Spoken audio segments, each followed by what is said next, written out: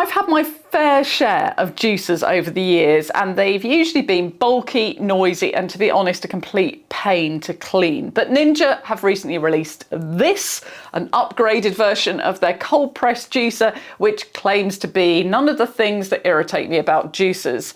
In this video, I'm going to test it out and show you how noisy it is, how much juice you get from it, and most importantly, whether Ninja have actually made a juicer that's easy to clean.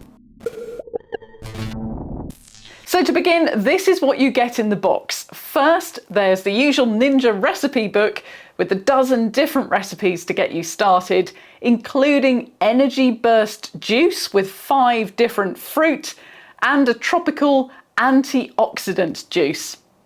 Next out of the box, it's the feed chute chamber, which comes with the auger and the orange filter with the larger holes for pulpy juice pre-installed.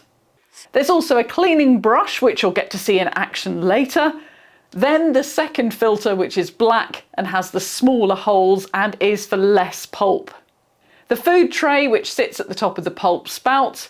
The 1.1 litre pulp container. A 700ml juice jug. The tamper, which pushes the fruit into the juicer. And finally, the grey motor base.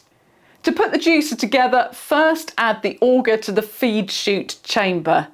Then choose which filter you want to use and add that and the pulp spout. Attach the feed chute chamber to the base, turning it until it clicks into place. Add the food tray at the top. The jug goes on the motor base beneath the midpoint of the feed chute chamber, and the pulp container goes at the end to collect the waste. This Ninja juicer is a cold press juicer as opposed to a centrifugal juicer. And this means it should be more efficient, extracting more juice but also preserving the nutrients in the fruits and vegetables.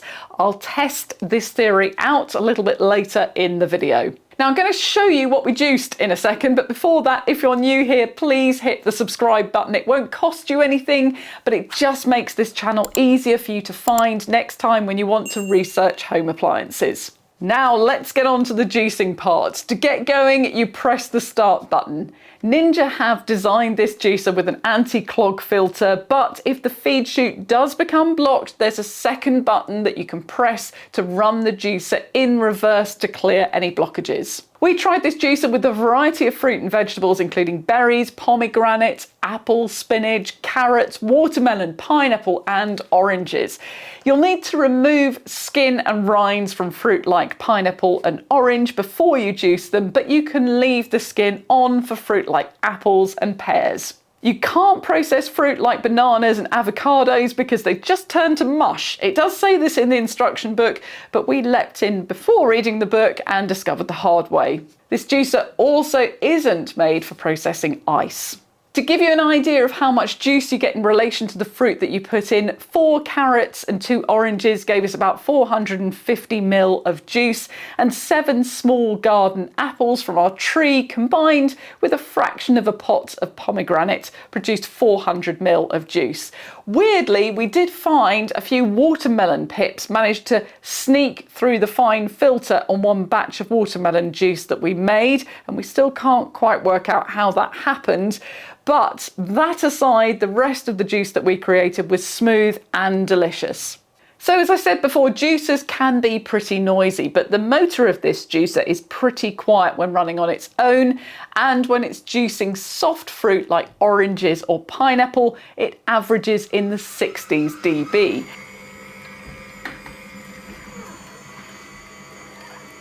But we did find that apples were particularly squeaky when going through the press, and this led to a few loud spikes on the dB meter when juicing harder fruit. But it's still nothing like the loud mechanical grind that you get with a coffee machine or something like the Ninja Creamy. So a couple of things to point out about this model. Firstly, it really works best if you're just doing one batch of juice at a time.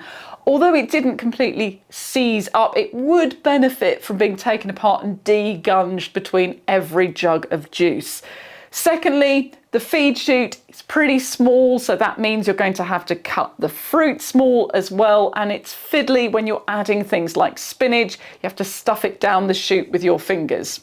I've also seen other people saying that the juice yield for this juicer is less than with other cold press juicers.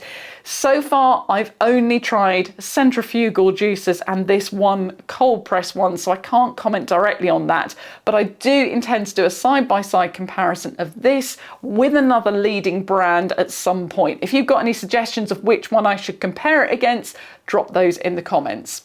I did notice that I do get left with a lot of pulp at the end when you're juicing. It's fairly wet as well, which would imply that maybe there was more juice that could have been extracted from it. If you don't want to waste the pulp, composting it is one option, but if you're feeling creative, you can apparently use the pulp in baking, and Ninja have actually provided a recipe in the book for granola which uses up the waste pulp too. Now let's get on to cleaning, because that's the really important bit. All the removable parts are dishwasher safe.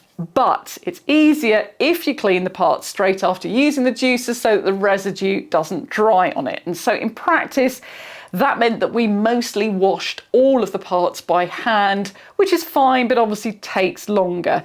The trickiest part to clean is, of course, the filter, but it comes with a stiff bristle brush, which does the job at getting the filter clean.